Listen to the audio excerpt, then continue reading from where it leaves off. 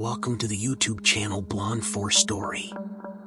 In this episode, we bring you the haunting tale of Thomas, a former corrections officer, and his encounter with the ghostly procession of Native American spirits. Follow Thomas as he recounts the events of that fateful night, when the world of the unseen collided with the reality of his job.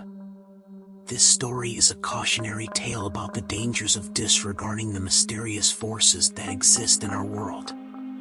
Get ready to be transported to a world beyond our understanding, where the past and the present meet in a spine-chilling encounter. Stay tuned for an unforgettable journey with Blonde 4 Story. As a young man, Jack had always been fascinated by the stories his father, a corrections officer, would tell him about his job.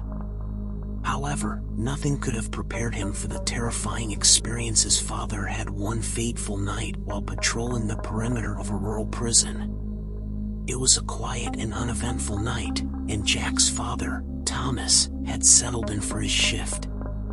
He was parked on a hill, reading a magazine, when he suddenly felt a strange thumping in his body.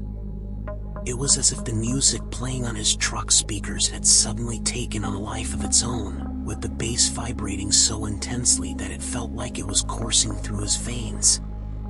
Thomas put down his magazine and peered into his rearview mirror.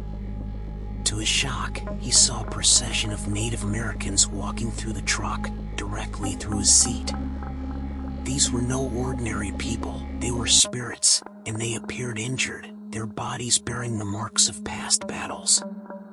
Thomas was not one to back down in the face of fear, and he sprang out of the truck, his weapon drawn. He stood there, transfixed, as the procession of ghosts continued to walk through the truck, their apparitions clear and vivid in the darkness of the night.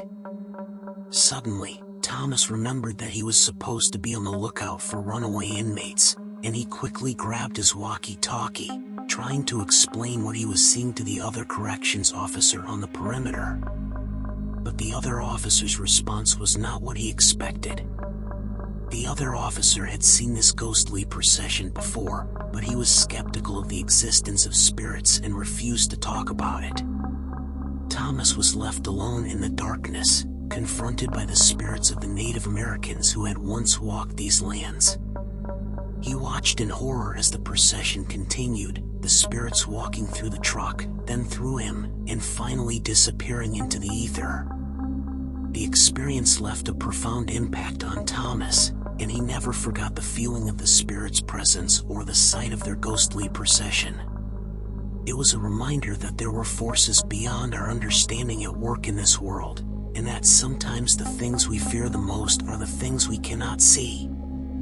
Years passed, and Thomas eventually retired from his job as a corrections officer.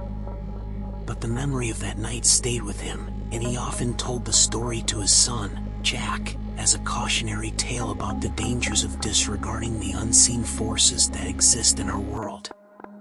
And as Jack listened, he too was filled with a sense of unease, knowing that the spirits of the Native Americans were still out there, watching and waiting, their presence a constant reminder of the power of the unknown.